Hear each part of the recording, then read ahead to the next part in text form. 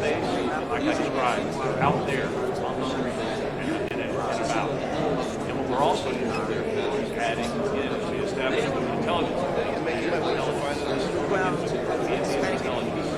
A lot of sensing, a lot of textual analysis and digital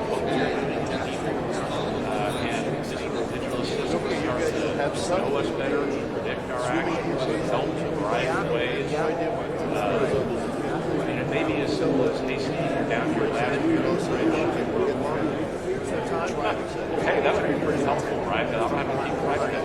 But just lots of different ways. So you get this or ambient. You're going to hear about this project around us again. It's just a bit more detail on what's been expected.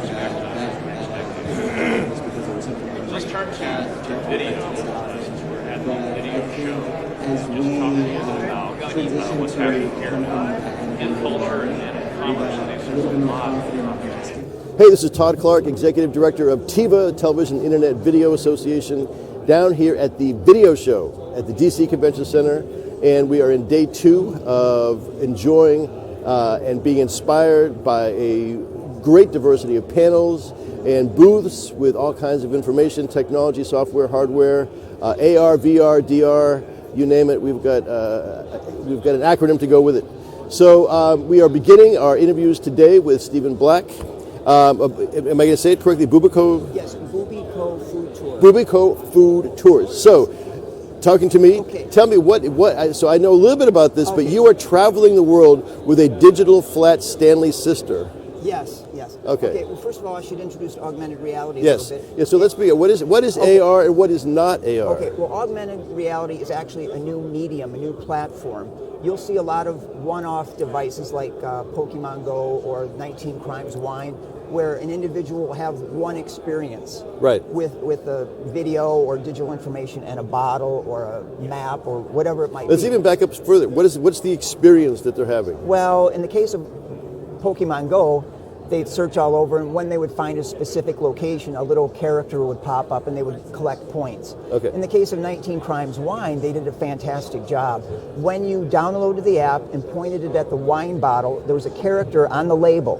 When you pointed the app at the label, it started to speak to you and told a little story about themselves. Okay. They did it in a very interesting way. Instead of talking about the wine, they created these characters. It actually involves Australian history, and it is interesting. I'm jealous of them. They did a great job. So to break it down even further, and then I'll let you keep going. You could look into your phone, tablet, or eventually tablet, glasses, and what you see is the environment that you'd see with the naked eye. Correct. But in addition, in the AR experience, you're seeing a new character show up in that same physical environment, seemingly. Yes and no. Actually, you're seeing digital information. So it could be text, it could be graphics, it could be an audio file.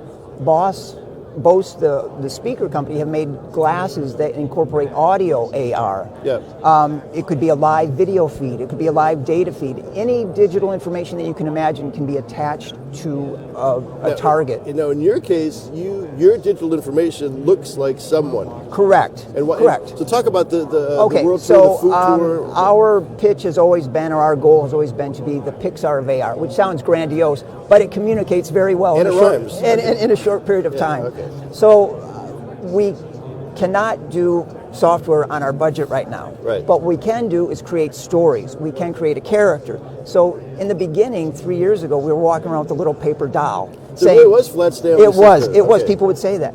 So eventually we were lucky to partner with a company called NovaBee, who does 3D modeling, and we've worked something out, and now we have a 3D version of Bubiko. So let's take a look. Sure. We've got 10 minutes. And I should be clear, this is our character created by NovaBee, but the software that we're using is called Facebook Spark. It's a free app.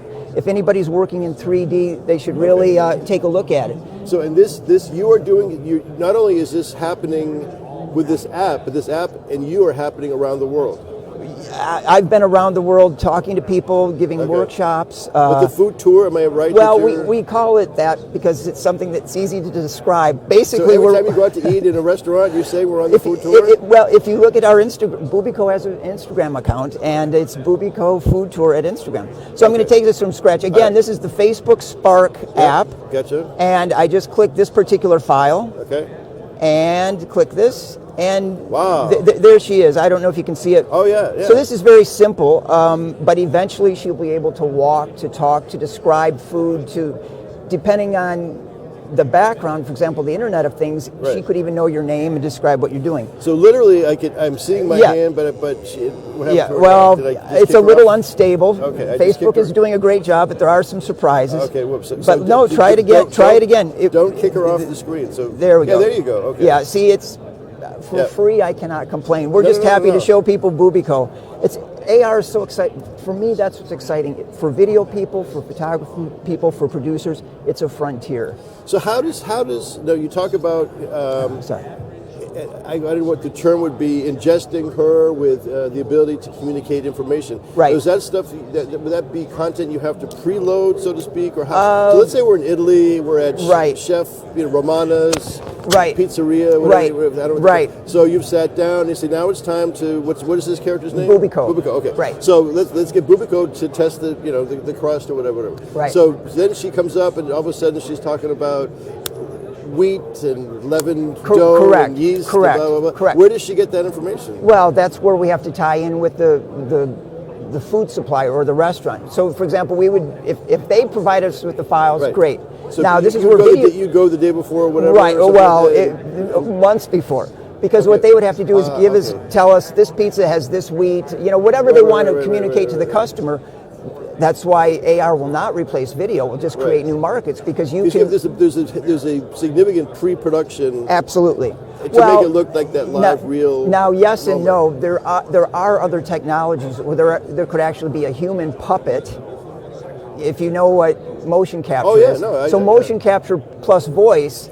No, then you is could have another- all the sipping and the tasting and Todd, this is what's exciting. There's so many possibilities. It's Yeah, just yeah. budget and your imagination because So the what is- technology is enabling so many So things. so for you and your daughter, what has this allowed you to do? What gateways have you? Well, we get to be interviewed by TIVA. We're you here go, in Washington, D.C. But you've spoken in. I've spoken at MIT. I've spoken at something called the Open Air. I always get it goofed up. The Open Augmented.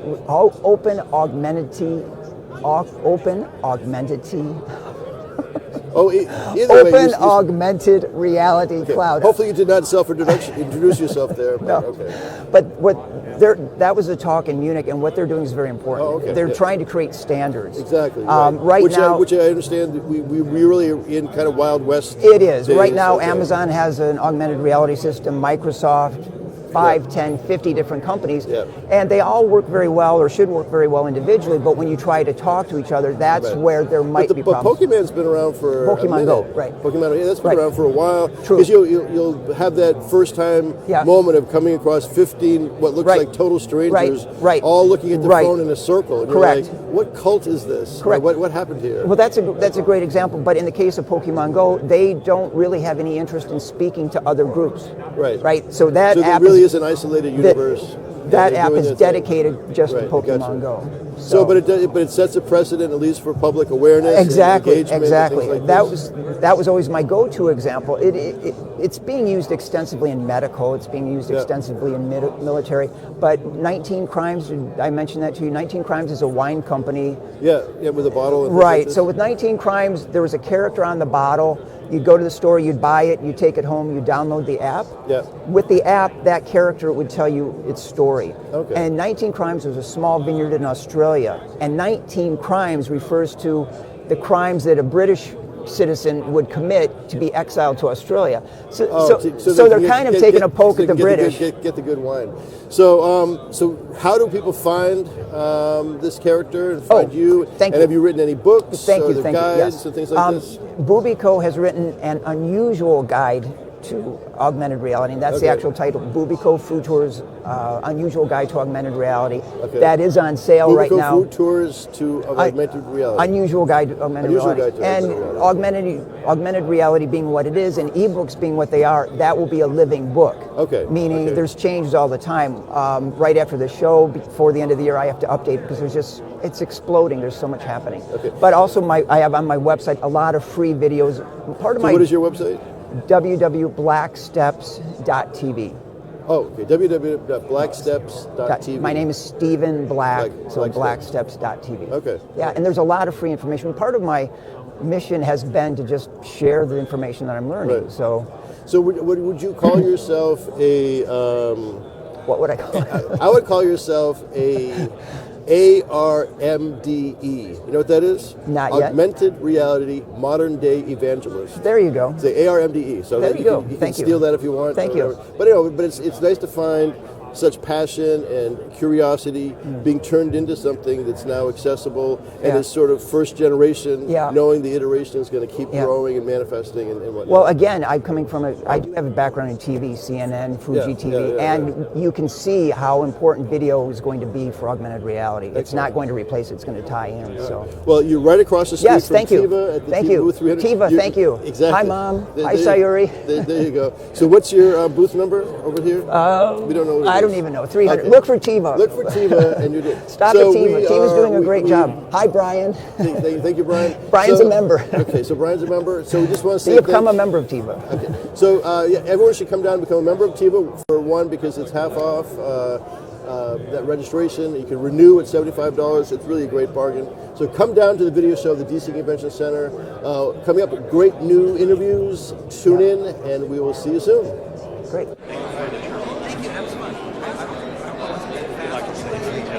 Don't be that guy. Oh, I have a wireless internet. Say, I'm tethered. But untethered is kind of one problem. And this is another example for 5G. 5G is broadband. That's where the wireless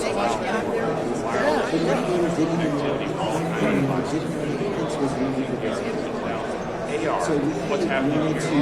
Finally, AR glasses are light. So yes, you see here in the middle are product called. So my outro is always, I guess I get to remind myself, is always got to store to this camera. And a great number of new interviews coming up. And so join us throughout the day. Thanks for signing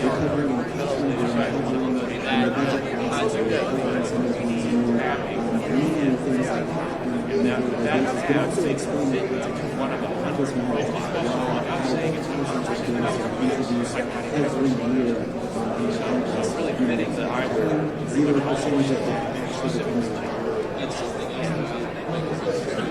that's a problem because most of the customers that get, I think they have a different style for it as well. Just like the picture is green. So heretofore, when you kind of have different AR glasses, making notifications on your shoe, people wearing and you're into this person has a headache, you're trying to remember something. So, they're fine. So, I have these glasses on, and I've got the ring. It's that notification is not necessarily a thing.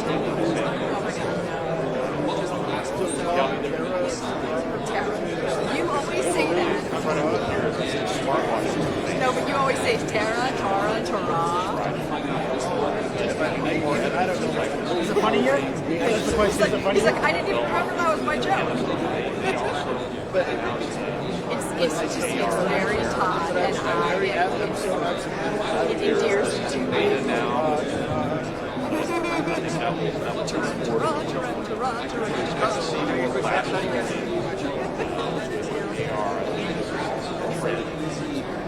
Really, when you come on this current page, as I said before, AR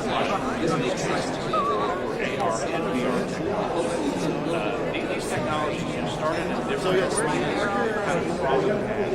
Oh, I took it off. How they done that? So AR really started like that. Oh, it's in my bag. It's a green bag right there. I guess basically the consumer space. And Oh, you're doing lower thirds and everything. actually more than that. And then it's finding products like this. On his Still is. Oh, nice. A lot of Totally works. I would keep that thing forever. Just in case. training videos. This was brands like Harmon. So yeah, I was doing experience. a great way to experience that. But with AR, you can see picture here, so whether it's in the factory floor or warehouse, a lot of different use cases. No, it's why is all this happening? Why? I tend to do this when I'm talking, and I know the audience are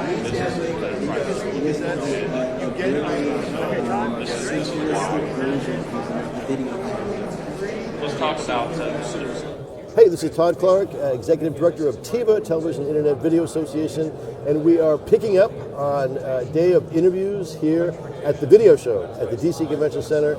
And for those of you who are asking, whatever happened to the GV Expo? Well, it became the video show.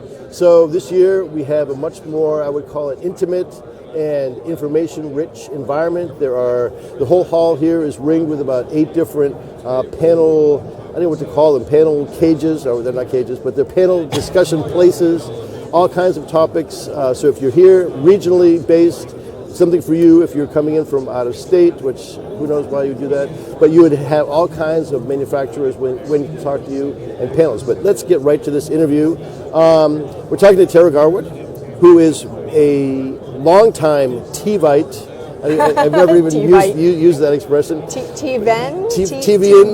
TIVA. Yeah, but that doesn't sound good either. Anyway, we're going to go with former TIVA person, and you have a interesting story because I think you do represent this amalgamation of what Washington D.C. is about because you've been doing stuff public sector, private sector. Now you're on your own. But let's go way back to a point where TIVA was being run by Tara. Okay. Oh wow. Yeah, but you were there during crucial times. But just give me an idea of who you are today, and then we'll talk about TIVA of yesterday. Yeah. So what are you doing now, and what's happening? Okay, so what I'm doing now, I run Banner Day Films. That's my small business, and I specialize in marketing videos with heart.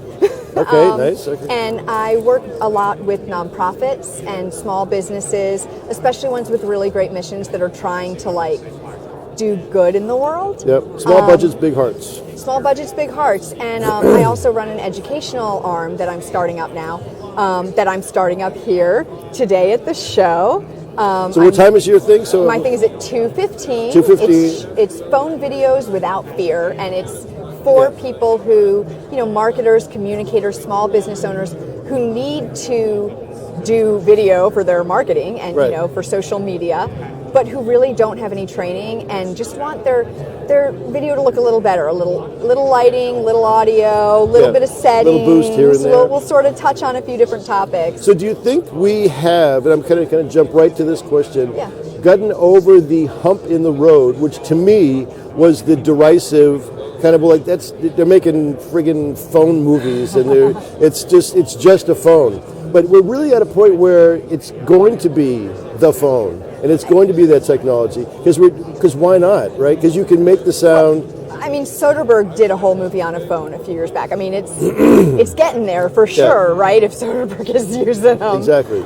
He's always, I think, very on the cutting edge, though. But he did it, I think, just as a wild idea. Here you're saying it's a reliable and consistent and can be effective technology approach. Absolutely. Right? Yeah, and absolutely. Obviously affordable and approachable, things like that. Yeah, absolutely. I think it is much more approachable for people who aren't trained in video, right? Because you're used to playing with your phone, you're used to shooting a photo, you're used to shooting a video. I shoot videos of my dogs in the backyard all the time. But you don't shoot them with the sun pointing at you.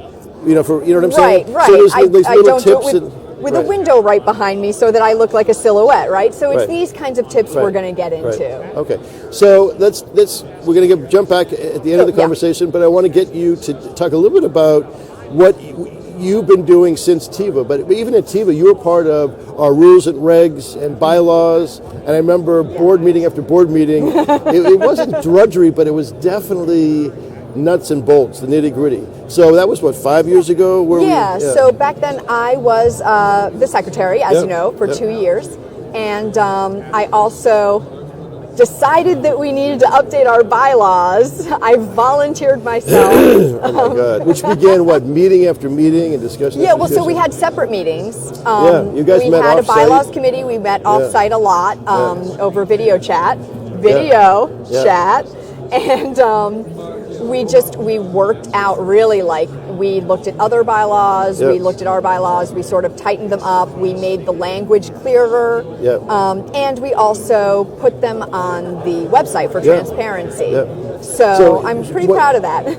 What is a simple click away right now was weeks of good, healthy discussions and presentations, and we would vote on stuff I and would things like say that. months. It definitely was months. It was a while. But when people say what's changed with TIVA, that's one of the major milestones that I talk about, and you definitely spearheaded and made it happen. Because we wouldn't be where we are today. It's that back end stuff, and it's not even really back end. I don't know what to call it, but it's the spine. That behind the scenes. Right, it's behind the scenes, but it's essential. You have to do that kind of stuff. So you were with us for 2 years, and then you jumped ship and landed at the Secret Service or someplace. Well, so that was actually when I left. So Yeah, I yeah. had been for 7.5 years with the Food and Drug Administration. Right. And I was the sole video person in a training Wow. division of 90 people. And then I went to Secret Service, and that was a lot. A little bit of culture It change. was really fascinating. I got to do some really cool things. Yep. But it was a lot of time. So that's Yeah. when I left the board. Yep. But yes, and, I'm asking you to tell your story because I think it is it's an interesting best practice of entrepreneurship. And I think in our industry, and I can claim it for DC because I live in DC, it's not so atypical. People will move into different arenas and if stuff. you want to go way back, I started out as an actor before I went public sector doing And, video. your I toes ran are still in that pool, right? a little bit, yeah, Okay. a little bit. Okay. And I started out as an actor. I majored in musical theater. Wow. So totally the other side of this. Did the Secret Service know they had a musical theater? They did. They had it. They thought it was. They thought it was just a treat. I'm sure when I was singing in the hallways. No. And then I did that. I ran a theater company for 3 years. But I wanted to play with the toys, I realized. Yeah, So that's when I went into video, and at like 30. So you can really, anytime you can switch up. Yep. So Secret Service, then you've done some other stuff since then, which led you to where you are today. But what was that missing? While I was at Secret Service, I started realizing I just wanted to start my own company. I feel like I've learned a lot more marketing And side knowing there. your audience and knowing the Your touch audience, points, your yeah. key messages, Exactly. really focusing that message. And Very so I much work so, with yeah. people on that whole thing because a lot of smaller nonprofits, especially in smaller businesses, they know they need a video and they don't really know what to say or do in it. right. It's knowing what you want to happen after people watch it. So I do a lot of stuff for nonprofits, and some of it is moment specific, meaning they have a gala, they want to inspire people to either give that night or to set the tone, establish a message and an aesthetic and energy things. But they also want to evergreen it so they can use it throughout the year. Right. So you may change a little bit of you might bookend it with a different opening and outro, but you still want to have that passionate, realistic, you want authentic storytelling. Exactly. Yeah, storytelling. And that's why I say it's marketing videos with heart, right? Because I really want to get into the people who do this, the lives they touch. Yeah. That's what kind of sets me on fire. So that's what I'm really trying to work with, is helping those people get their message out, tell their story, Yep. and help more people. Yep. So that brings us to 2:15 today. Yes. So that particular workshop, are you going to introduce technology and approaches, or is it really more abstract, creative? It's a mix. We'll actually be doing a demo. Oh, good. Okay. I will be showing my phone screen on a monitor so that people can see sort of what different lighting looks like. Right. We'll show them a little bit about, like, at least where they can go in settings on my phone.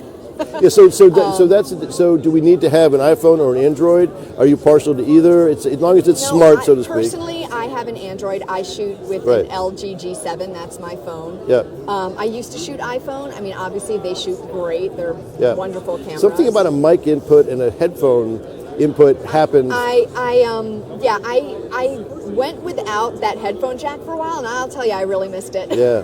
I'm So really shout glad out to have to a headphone jack back. Right. So, but the idea is that anyone can take their phone and turn it into a communication. It is a communication device, but this is an advanced. it's a production studio, if you want to call it that. I mean, yeah, it can be a simple production studio, and especially for social media. I mean, people are doing quick shots, quick turnarounds, shorter than a minute video. Yeah. Sometimes you're just standing there and talking, and you just want to get it out there. Yeah. And So- why should you shoot that on a camera? Take it to take it to someone to edit it for you, whatever. Yep. So you're putting all of us out of business, all of us freelancers. No, Okay. because I still think that people should have Right. a really nice video for their website. Exactly, And some yeah. nicer produced things that you can use on social media. Yeah. But we are all doing stand-ups all the time. And why Instagram- not make them look a little better? Exactly, an application, And exactly. So platforms sometimes can dictate both running time, literally, and that may dictate use of a technology. So Exactly, Instagram, that exactly. you really are made for Instagram world because of the short duration, but they can be longer. I mean, Sondheim proved that. But I think there's probably room for all kinds of approaches as long as you're telling that authentic story in a way that gets people excited, inspired, all that kind of And I stuff. hope to serve both sides, right? To be able to make professional videos for people who do need them, and then also to empower them to do a little bit of their own stuff until they can afford one, or even if they can afford one, do some of the Stepping smaller stones or stuff whatever. Cool. themselves. So, All right. So tell how do people find Banner Day? bannerdayfilms.com Okay. and Tara at Banner Day Films. Excellent. you want It's to been email. great talking to you. Good Thank luck with your you. workshop. Tune in, as they say, or stay tuned, or stay on board. We've got all kinds of interviews coming up throughout the day here at the video show, at the TIVA live streaming booth with the video show. Talk to you soon. Anyway, thanks. Thanks. Good, yeah, that went well. Thank you.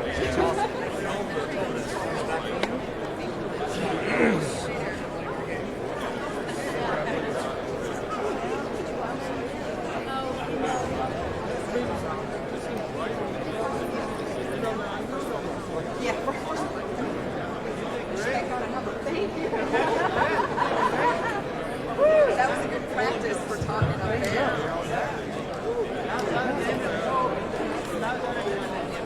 Yeah, now it's out. 2:15. You'll probably be here. Yeah, you'll be here.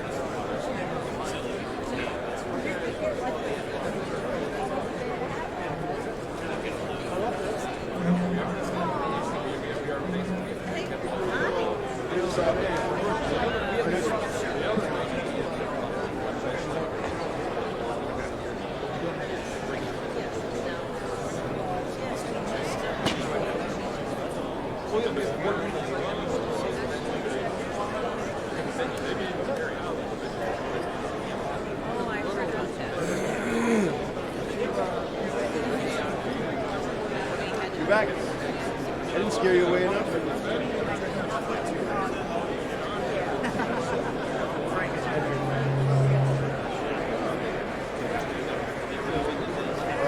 So you already got it. What is so I didn't right now.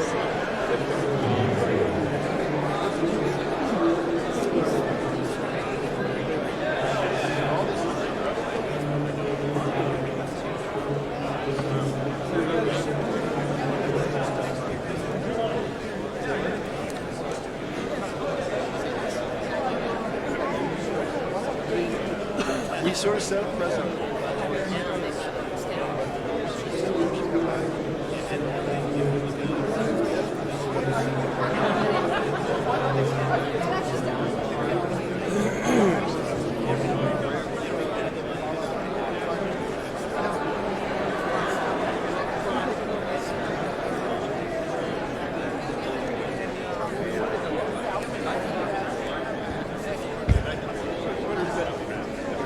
So I will do it.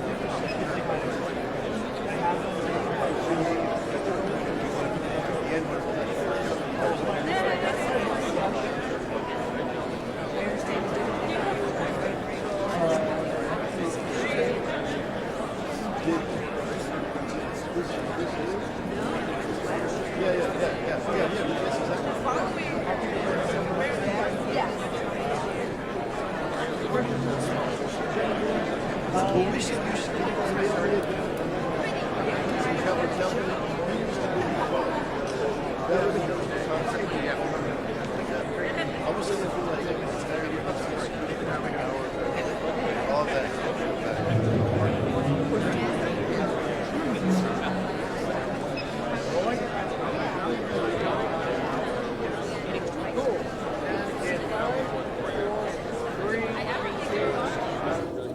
Hey, this is Todd Clark, Executive Director of TIVA, of the Television Internet Video Association. We're down here at the DC Convention Center with the video show in their first premiere event. This was formerly known as the GV Expo, and they've retained some of the same qualities and aspects, but it's kind of pumped it up. And that means we've got a great roster of panels and discussions around all kinds of topics, and as well as all the manufacturers and of hardware, software are literally all around us. But today we're at the streaming booth here, and we've got this is my second interview in 2 years with Gail McCabe. Creative Media Matters. You got it right. See what I'm saying? And to me, that's such an intriguing title because it both asserts, establishes, challenges, and inspires. Because creative media should matter, and media should be creative, and because after all, that's what matters. Anyway, so I'm running soliloquies around your name. But tell me a little bit more about where you have been. I know literally you've been overseas and on different continents, but what is Creative Media Matters doing these days? Well, the big productions this year, I went to West Africa. Wow. And I went with the director of the Center for Disease Control, Center for Global Health, Wow. CDC, CGH. Is this sounding like Ebola-related stuff? We went and retraced the Ebola track through Sierra Leone, Liberia, Guinea, stopped in Nigeria a little bit. And the idea was to see how those nations and their health services are recovering. Yep. Are they recovering? Did the help that CDC give and different partners make a difference? What's the next step? It's been 5 years now since the Ebola crisis was there. And it was, for me, as an American, and I've traveled a lot, it was still very stunning to see how people are adapting, how they can make life and survive with so little. And they are so appreciative of just the little things that we can send their way. And you go to the cemeteries, and the stunning part was that the headstones that did have names on them, and so many of them did not have names. Most of them were the health providers, the doctors, the nurses, because they were the first to die because nobody knew. So it opens up for me 1,000 questions. So I had spent some time in the Gambia and in Tanzania on two different projects. And you said it right, the Gambia. There you go. So most people say Gambia. I said no, it's actually called, I don't think I say Tanzania right because I'll go back and forth between Tanzania or Tanzania. Anyway, but the Gambia and Tanzania, and I'm just going to ask you this question because when I went, I was a one-person band.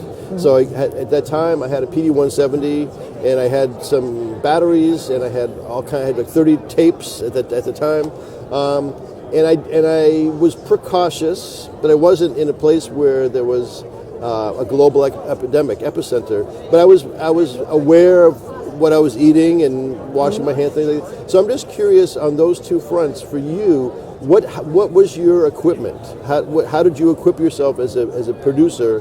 What did you physically bring? And then how did you keep yourself healthy? Because if you're looking at headstones of doctors... That's a big conversation. Okay, so I knew I was going to be on the go because we were 2 weeks on the road, 4 countries. Yeah. So I knew that there were lots of flights and I had to get everything set so I could go through all the security screening and make it work. So I had my Panasonic GH5 and microphones that went with that. You had labs and handhelds labs. as well? I took pretty much just labs. I had the Rode Pro for a handheld if I needed it. Yeah. I had a light, an LED light, light panel that rolled up that I took with me because I knew I had to do some proper sit-down interviews. All battery powered? All battery powered. I had a laptop where I could do all my editing and such like that. You took that next leap, which was to say that let's preview footage and see what we got and all that kind of stuff. I'm copying my files every day because you never know. You never know. Now that was the one hiccup that I had is my laptop, which was I just bought it. It was a brand new gaming one. It was great. It was powerful. It was strong. It was good price. You knew robust. You knew what it needed to do. Did not have an SD card reader built into it. And I said, okay, I can handle this. I have an external SD card reader. Yep. I'm halfway through my 2-week trip, and the card reader breaks. And So I said, no problem, I'll go find a computer store, I'll buy a new one. In West Africa, in the countries where I have, they don't have computer stores. Yeah. And they get their goods from Amazon, which takes a week. And so I had to reach out and borrow other people's laptops to copy my files. Wow. I reached ahead to another country, found a gentleman who had one stashed away in an old laptop bag, Yeah. and was able to use that for a day. But lesson learned. But you've got to be able to be flexible and not freak out, so to speak. Well- there's more to freak out about than a missing SD card, right? I mean, there's other things Yeah. going on. Where are we eating tonight? Where are we sleeping tonight? Well, you know. Yeah. Well, part of my I'm here this year for my presentation was just talk about the what ifs. Yeah. When you're a solo person.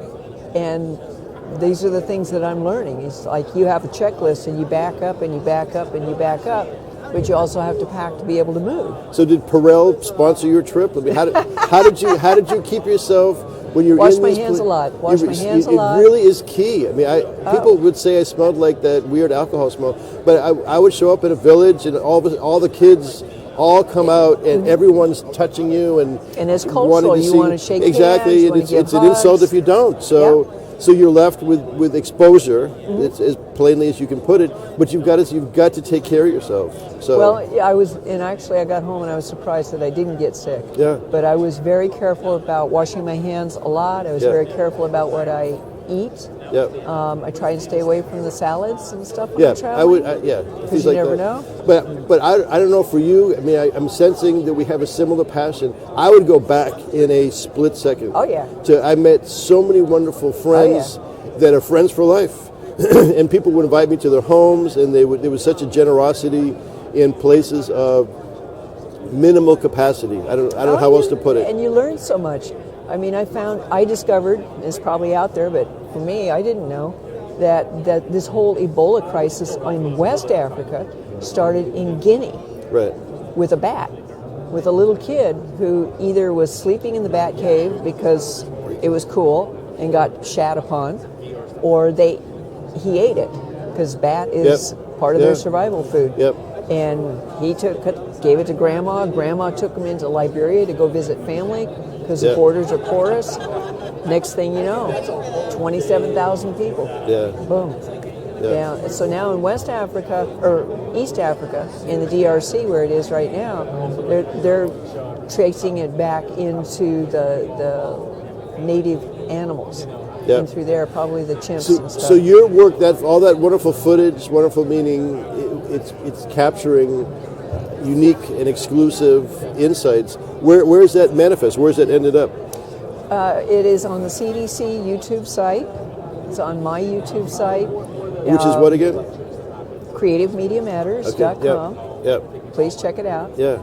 And So we have a couple minutes left, but I'm sensing we do have that in common, that you are intrigued and motivated and just magnetically drawn to telling these hard to tell from the heart stories. oh, absolutely. Yeah. I love to tell the stories. I love to get the people factor. Yeah. I love to give the context. Yeah. You know, we have everything's reduced to 1 minute now.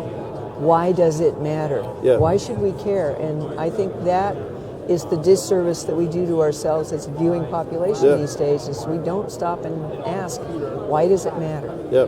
Because everything's connected. We're all connected. Well, I think you learn that if you do any kind of traveling, that you're in a remote place, but you really are connected to everybody and everything. Mm-hmm. I know it sounds very zen, but it just happens to be true, right? Yeah, it is. So tell us again where your workshop is today. I think you're like Studio 5 or 6. I am a small female-owned company, and I'm based in Atlanta, Georgia. Atlanta, Georgia, okay. And No, what I meant today for your discussion, you're going to be in one of these little studio rooms. Did it already. Oh, you did it already? I was up there first thing this morning. But people can come down and meet you here. Are you going to be wandering around today? Yeah, Okay. for a little and they bit can find you online? They can find me online. Love to talk equipment, love to talk experiences, love to talk about stories. I've had people ask me to come and help them out on different shoots. I really enjoy that. And so, Well, Gail, we'll see. it's a pleasure to see you again. this year. You said, you're still doing these things? I said, yeah, because I get a chance to sit down and talk to someone who I truly admire and respect. So I'm really, really glad we had a chance Well, I to talk. appreciate that. Thank you very much. And thanks for taking And this, the I time. don't know if you recognize, this was just sent to me from a friend of mine in Ghana. And sent all these different things and wrote my name and things like this. Ghana's This is cool. one of the most amazing gifts. I think I'm about to cry. I've gotten in a long time. It just showed up yesterday. So, if you have a chance, to travel, and if you have a chance to travel with a camera, do it, because you're going to tell a good story. We're going to be back in just a few seconds with some other interviews, and tune in, because you never know what you're going to learn here at the video show. But better yet, come on down and meet Gail and say hello. We'll be right back.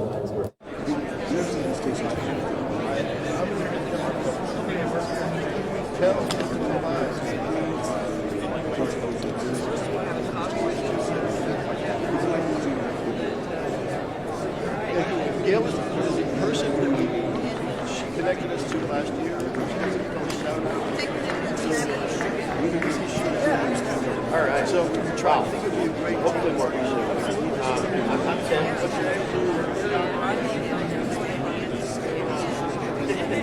All right, so what I came here to do today was invite to have a conversation with anybody how AI is machine learning applied to and when I say applied to the myriad of different ways.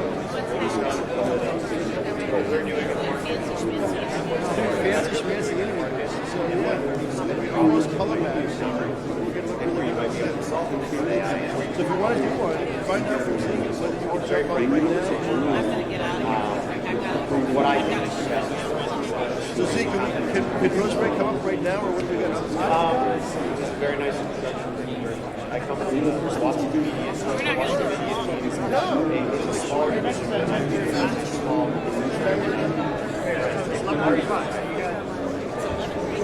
We are a combination of a bunch of different. Yeah, so Jim, have Rosemary come down.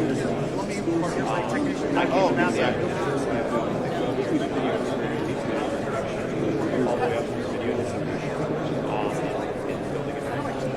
But if you come sit and get a microphone on, you can't ignore you. A myriad of different experiences.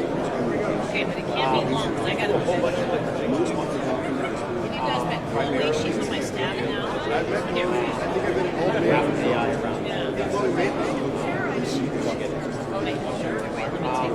We like to differentiate ourselves as scalable and largely differentiated. It's a family show. Disney Plus is free. What do you This is the graduate slide.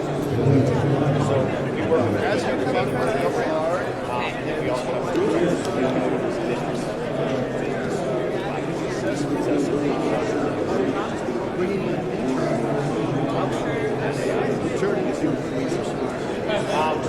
couple of random slides to describe the company.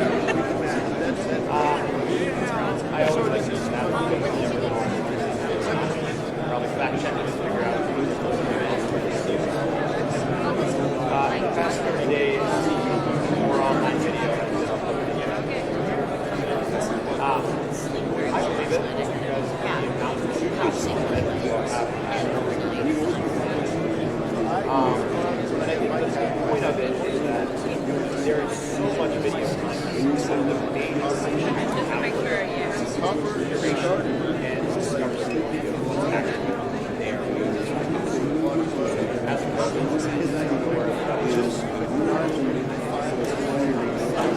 it's very hard to get to. We'll talk about it. All right, the other one is like 80% traffic. Well, no, last I've night. seen this. I very early days.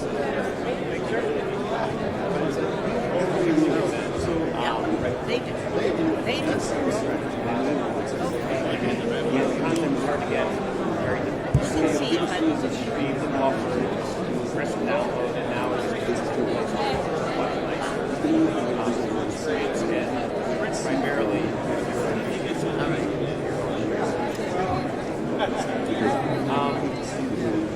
second, we made a point, and then we'll get into some of the challenges.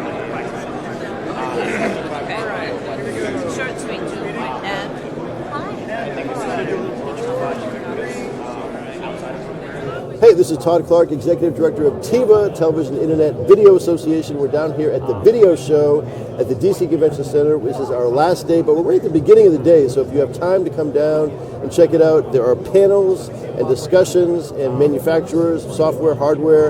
The Sony folks are here.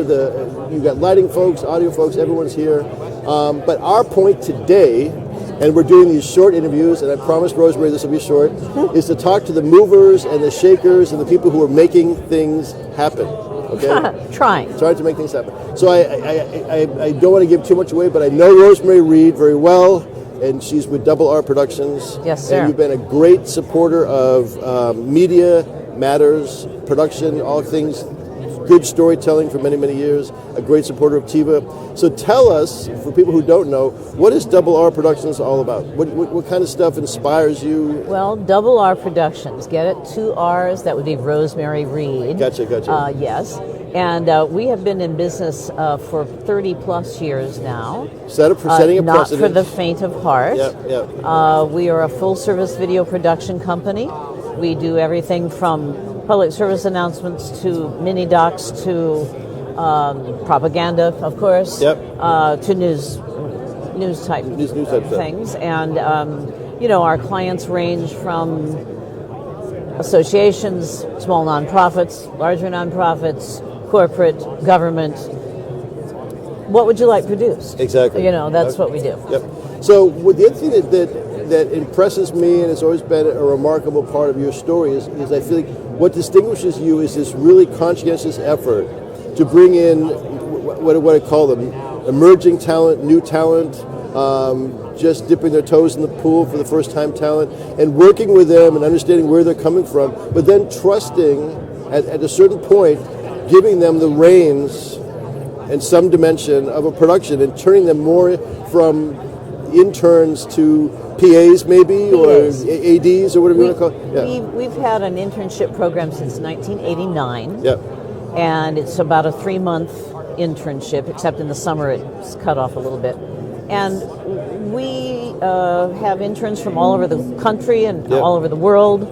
And in about 3 months, I said this earlier, we beat them with sticks. No, we don't. But we really put them through. But they have real expectations. We have real expectations, and I have big expectations, and they have to rise to the level of my expectation. Yeah. And if they can do that, and they're interested, and they show a tiny bit of talent, we teach them everything from shooting and editing and writing, but also a little PR and marketing, because that's what it takes to have a small business. Yeah. And you have to wear, people say, you see, these are not just laugh lines, these are hat lines, because you wear at least 20 hats. You have to wear many, many different hats, and you have to, in our internship, they write a blog, they do vlogs, which is a video version of a blog. We have them try each semester to do at least one pro bono project where they do the whole thing from start to finish. That's fascinating to me. And that's after, of course, they've been trained. And, we have a first 2 weeks, they have to get through that. And that's just some basic run around the office, learn which side it's up on a camera. Right. We have Avid systems, customer relations, everything from soup to nuts. So there is, in essence, a Rosemary Reed school of getting it right and making it work. Alumni group. Since 89, 90, you probably have folks that have grown up. Well, I've got people now that are married and having children. Right. And some have presumably stayed with the game. And they stay with the game. I just had a young woman from St. Louis that came back with a group of students that she was dealing with, and she's got her own visual communications company, and she's mostly in graphics and art design, but she's really doing great. Well, can I make a suggestion you did not ask for, and maybe you've done it already, but it would be so interesting to do a little mini doc on you, which doc on that process. On the process. Just kind of say, because you are the reason it happens. But it would be interesting to hear those kind of stories. If someone said, I was with Rosemary in 1994, and I was so nervous. That's actually a really good idea. It's a great idea. Yeah. So and I was so nervous, and I remember that first day I spilled coffee, and I thought she'd fire me. But then now I'm bringing in a group that I don't want them to spill coffee on me. But it's but it's like it's history is coming to life through this wonderful I don't know, yellow brick road, so to speak. You're giving the. It's not always. No, the glowing yellow brick road. I mean, but I said the sticks. You know, we beat them with sticks sometimes because I'm stern. I mean, because you've got paying customers, presumably, yes. and so people are paying money not to have someone make mistakes. Oh, I mean, the paying customers. Yeah. If they see an intern, it's usually as, oh, I'm going to put a little powder on your nose, right? Or here's your release form, or whatever. Right. I mean, the paying customers. Yeah. You know, we deal with our But professional staff, but the young people right. come along on that production, exactly, and they learn what you have to do and not do. You know, always feed the crew. Always, you know, make sure that you follow up after the shoot, and then of course quick turnarounds and all of that. I mean, it's a real boot camp. Well, can I be biased for a second and say, because you had me in to portray something for a heating home winter assistance heating thing, and I would say from start to finish, the outreach that I got, setting up the call times, and there was food when I got there. There was food, yes. And I felt like I was treated in really professional ways from start to finish. So I appreciate that. He did a great job, by the way, playing a really old man. Exactly. That was sort of sitting there huddling in a blanket, freezing in the winter. But we used your office, which would lend itself to this for this particular spot. Worked, and we've been in other locations throughout the city. So as you look back on it, I mean, here we are at the video show. You've been to the TV Expo for every year, and it does change. People always say, "Oh, it's getting so small," but I think our industry is diversifying, and you've got. I hosted a streaming booth yesterday. People say, well, you know, the reason Apple isn't here is because they can stream their experts online. Right. Why would they send someone down here? And we don't see the towering monitored structures we've seen before. There's nothing like touching and feeling and having a one-on-one, and I'm a big believer in that. Well, it comes down to essential storytelling. Yes. And the gadgets will change, and you can check out lens A, B, or C, and the cameras that you need. And we're changing. We're looking at cameras right now. There we go. Okay. But I think you're right. I think it comes down to essential storytelling, and that's why I've respected you from the start, because you are an authentic storyteller. You're the real deal. Well, we try to be the real deal, and but it takes people like you, to keep us going and inspire us. And congratulations on running this TIVA now. Making it happen. I'm really pleased. I appreciate that. They couldn't have a better executive director. There you go. There you go. But we did not rehearse that. But here's the thing. But I will say this live on the air. You have been the most honest. And just like I feel like an intern, because felt like I've been hit with your sticks, but I've also been hit with your sort of kudos and support. So all of that shapes a good organization. Because if you can't have an honest communication, you say, "Well, Todd, what the heck are you doing? Why this is different?" And we talk about it or explain it, or I say, "You're right. Yet again, Rosemary, I need to take this into account." But I really appreciate that, and it's a collaboration. I think that's what makes DC. Well, that's what the whole production community collaborates, supports each other. Right. I mean, we've got two world-class organizations, TIVA and Women in Film Video. Exactly. That to me, the metaphor is correct that we're literally across the aisle from each other, because I think of brother-sister approach. Yeah. And I so respect Rosemary and everything she's doing. You're so sweet. And respect Melissa, which we are a city of, again, collaborations and partnerships. Yeah. So get ready for the Peer Awards, which I know you're saying. When is it? When the heck is it? It's right now we're scheduling for March. Well, but when? Here's the thing. Here's why I can't give you a date. Because I'm holding out for at least, 3 or 4 days for a premiere spot that may change the date. So we're kind of keeping it mysterious, which was so frustrating. But it'll happen, and it's going to be great. It's going to be great. All right. So thank you for coming down. Sure. We're going to come back with a number of interviews throughout the day at the TV booth. Come down. We're in aisle 300, table 300. And we could use $300 to get us there. But come down and find our table, find our booth, and show up for an interview. Rosemary's going to be walking around. I joined yesterday. I did renewed my corporate membership. You should renew today, and we'll be back right in a few minutes. Thanks for joining in. Anyway, thank you very much. Very nice. Very nice. Can we talk about Watson Capture? Watson about a year ago. This is he didn't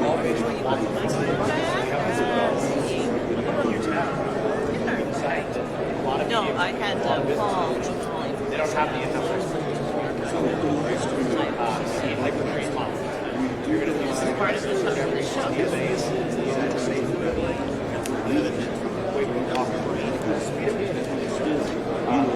they reference it.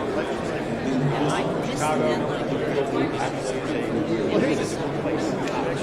Because you have to understand that. I did say that. I said, we have put a lot of effort into taking enforcement text. You guys it is, okay. Yeah, that's rosemary wine. Several well, We've taken a lot of time to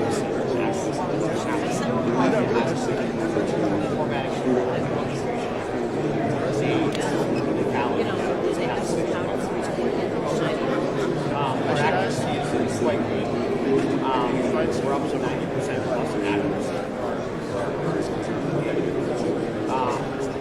We have done it with trained models, and that's how we see real benefit. We run just what? Yeah. And we've done tests. I thought you were in Madrid.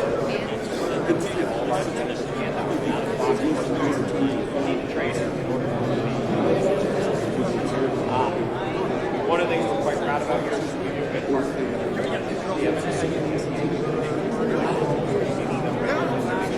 up to the standard. There's no point in us moving out.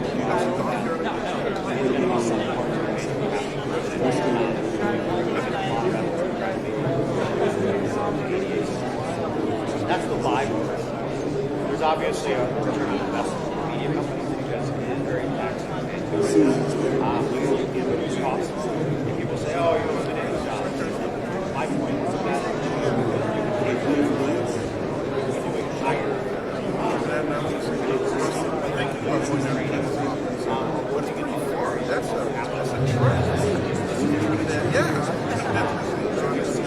they've got great feedback.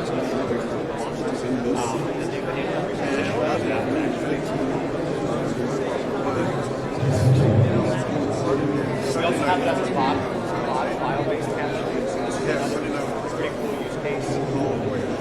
Have massive. So this is not Sunday night. And they want to we are regulated. You need to basically have captioning. So this is the opportunity to utilize this captioning. Put it on a you know, you talk about where you're going to be on the platform. And quite right, we're going to have to start to the service. It's a lot faster. Bio-based. So right they've got a lot of work. Can't add it.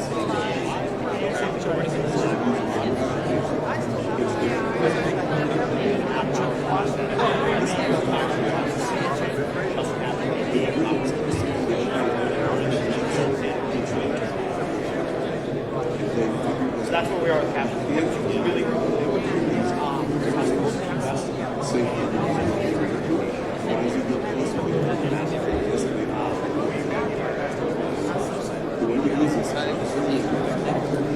Video analytics. So we talk about what is it? Well, it's creating metadata from video. That's simple. And then what do you do to share with each other? We call it how do you actually search and discover the right content. Here's an example of on-client advertising festival. Targeted event.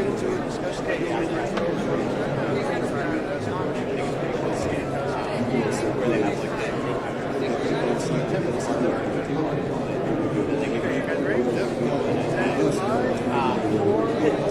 we partnered with them. They asked us. They said, "Listen."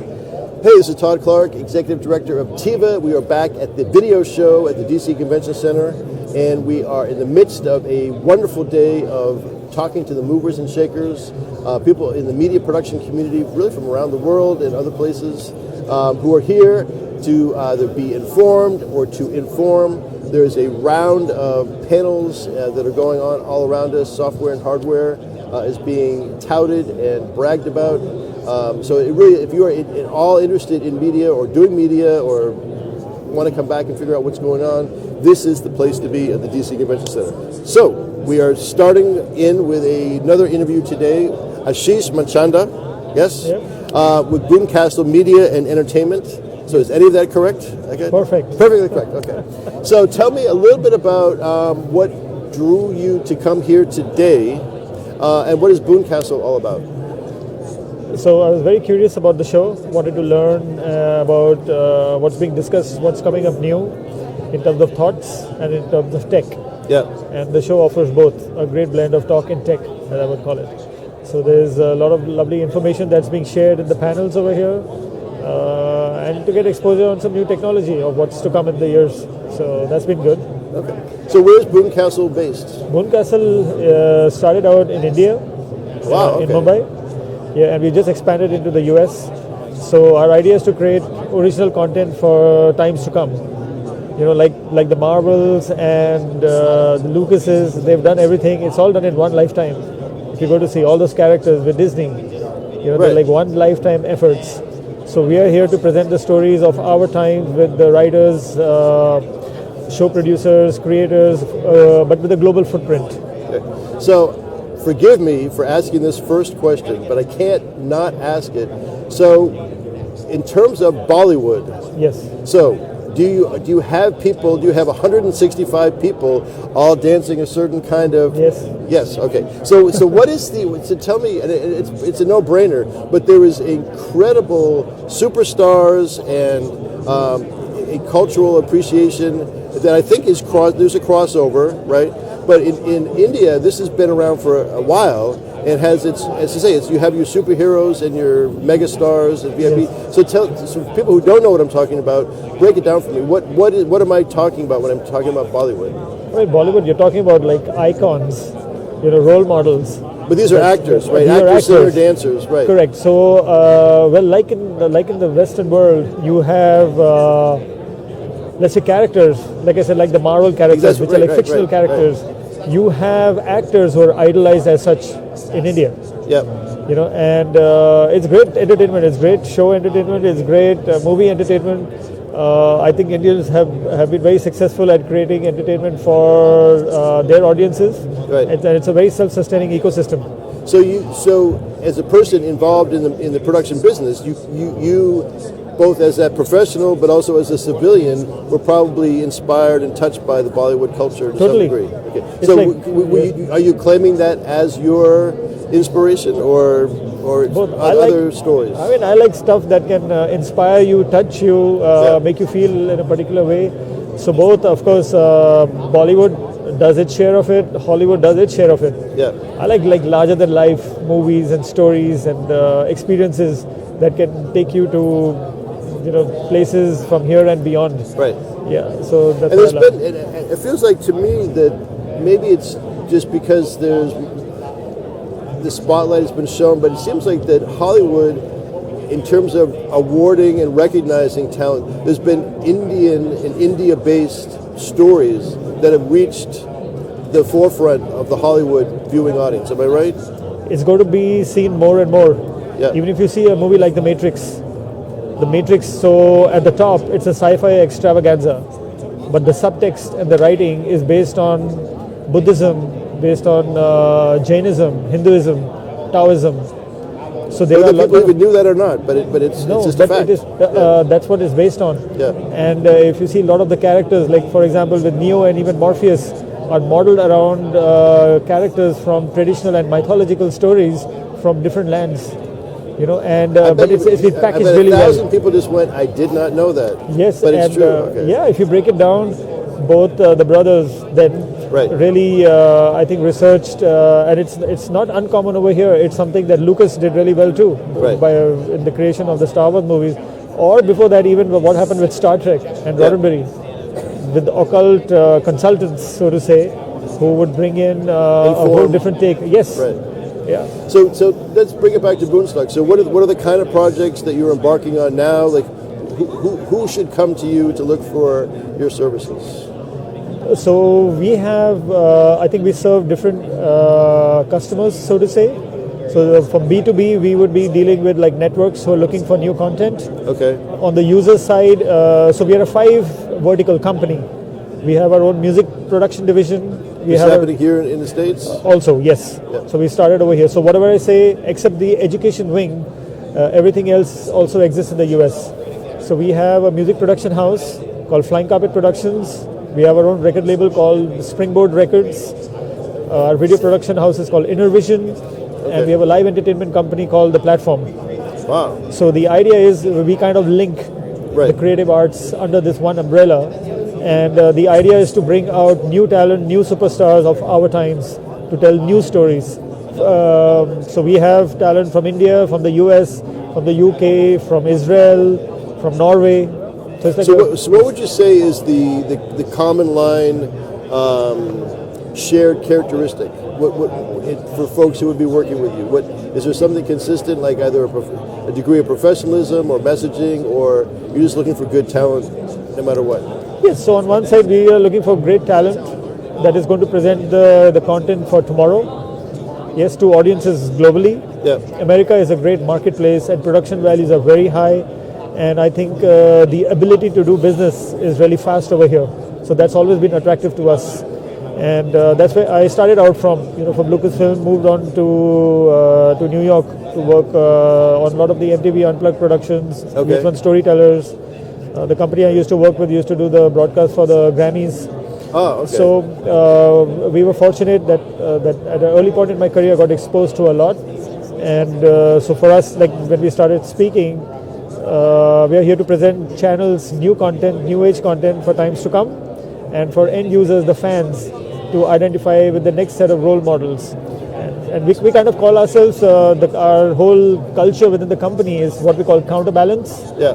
So we are also here to present the musicals of tomorrow, which are where we say we're going to take it a notch up with a lot of AR, VR and interactivity. So tell us again the URLs people should be aware of to find you and find the work. Yes, boonecastle.com. Boonecastle.com. Yeah. And start there. Yes, I think that pretty much encompasses and tells our little story, where we are coming from. Okay. And it's a one-stop integrated company that offers solutions to entities and to end users too. Excellent. Yeah. All right. Well, it's been great talking to you. We are going to be coming up with a whole range throughout the day of perspectives from media creators, content creators from around the world. And as evidence, this has been a good example of how it's manifesting and how it's happening right now. So boonecastle.com. So we will be back in just a few minutes, and take your notes because this is important stuff. Anyway, thank you very much. We use our tracking technology, our AI, to get that data and then create the statistics on top of it that makes television broadcast or on another great example is using AI applied to a video stream for very targeted. So that's the video highlights stuff. We do have an out-of-the-box video solution right now. Automatically create video highlights. You can syndicate that to the platform or any operating platform. The final one that I'll talk about, the one you asked about earlier, is video recommendations. So we do a partnership right now. So we do all of the automated editing. So on the far left-hand side there, we'll take in the videos and we'll create a whole bunch of metadata. There's already some existing metadata there that we talked about. Added title, description, the state, stuff that's pretty standard, right? Especially in the media entertainment. But it's not there for business. It's not necessarily there for the shorter time to find on a lot of the data web creators and platforms. So we'll take that video and we'll create the initial metadata, compare it back up to their recommendation engine, merge the metadata, and then they will make the recommendations. They will embed themselves in the player, and they'll start to make the recommendations for those It's really great on news, short form content, where you're watching a clip but you want to know what's next, what keep the person there. It's been really good for that. Stats on it. Their recommendation engine shows an uptick, but when you augment the metadata, you actually create additional metadata, object recognition, additional speech to text. there's an additional 40% more recommended videos that are available. So you're starting to get to a much better ROI. You have to start putting a bunch of variables together before you create a solution that can sell on, but you're getting to a point where it's much more targeted. And that's the engagement part of the puzzle that we're trying to solve. How do I engage the user for a longer period? Everything I talked about, video highlights, that's also engagement, but it's product and it's a really cool part of the solution here because when you start to get into the advertising, you start to really talk about A, and B, your ubiquitous across all the platforms. One of my pages I hate seeing ads go on plastic, although that means I actually have to give everybody all my data at all times. Final thing, we talked about delivering your video content. So we do have our live video streaming platform that does primarily B2B. Like I said, a model like high delivery at the same time. Or Salesforce, entire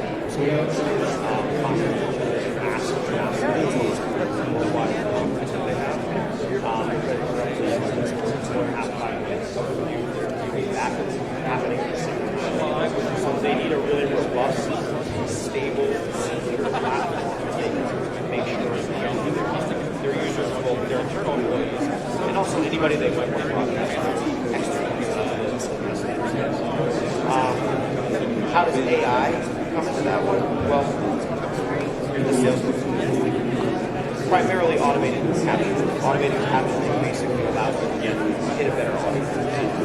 It allows you to service the part of your community. They will actually be able to do what's happening. There's also another stat that our users that watch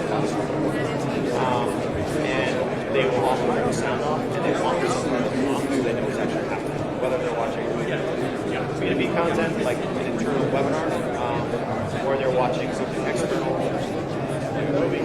The only way they can do it is so in the video streaming and delivery part, right? How do I create a secure, stable, reliable streaming platform for the enterprise, for business delivery? And then what do I apply for AI at present? Closed captions on top of that, integrated to this platform. So, that's what I wanted to talk about. Happy to answer questions. The thing I'll leave you with are 4 or 5 issues that I think you should focus on. Accessibility. How do I make it accessible? Discoverability. How do I make it easier to discover my content? How do I engage my user? And then how do I make sure that my user hears that content? And that's grounding in the video. So, questions? I've got 2 questions. Sure.